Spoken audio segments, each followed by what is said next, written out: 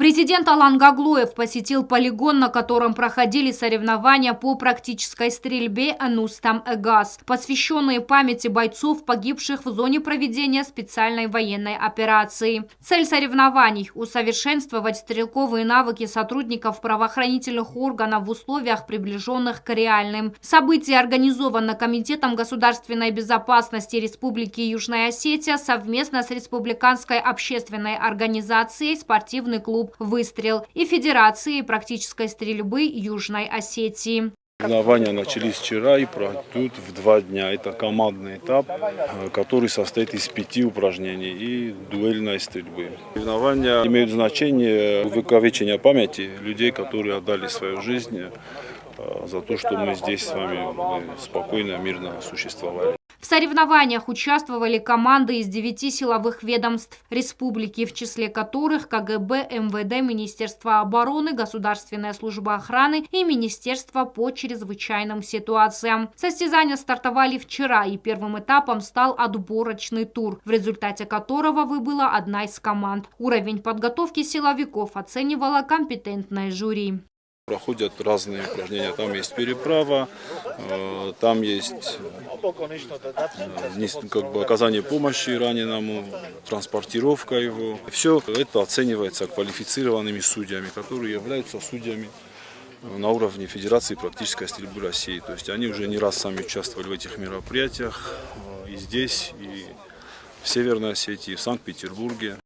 Президент осмотрел и территорию, где расположены различные испытательные площадки. Всего их было 5. Инструкторы подробно рассказали о каждом из них. Участники соревновались не только в практической стрельбе, но и в ряде других дисциплин, таких как решение оперативно-тактических задач, высотная подготовка, оказание первой медицинской помощи и перенос раненых в сложных условиях. Одним словом, здесь применялся широкий набор навыков, которые потребуются сотруднику при выполнении боевых задач. И как только помощь оказана, первая помощь, стрелки должны были поставить капельницу. Капельница у нас есть манекен. 2 попытки у команды. Попал — бонусы, не попал — штрафы. Далее президент сам сделал несколько выстрелов по мишени. После был дан старт основному и самому красочному этапу соревнований – дуэльной стрельбе. В рамках данного этапа оставшиеся 8 команд соревновались за умение точно поражать мишень в максимально короткие сроки в полной экипировке.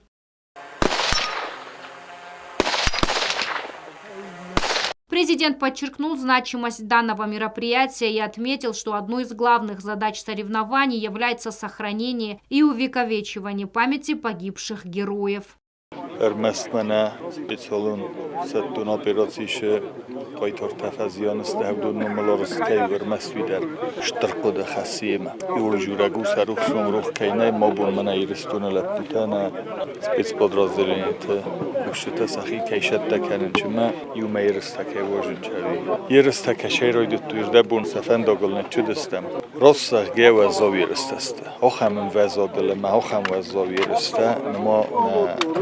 Republikai Kurdis vacht. Menedje hiren kerülnagét opma bokostastam. Ma sa dumente der ofta korzaste merdeg doppel komandotai sayus istui.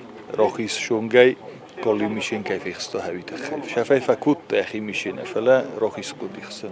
Алан Гаглоев также отметил, что это состязание будет способствовать не только развитию спортивного духа, но и укреплению братства и единства среди силовых структур республики.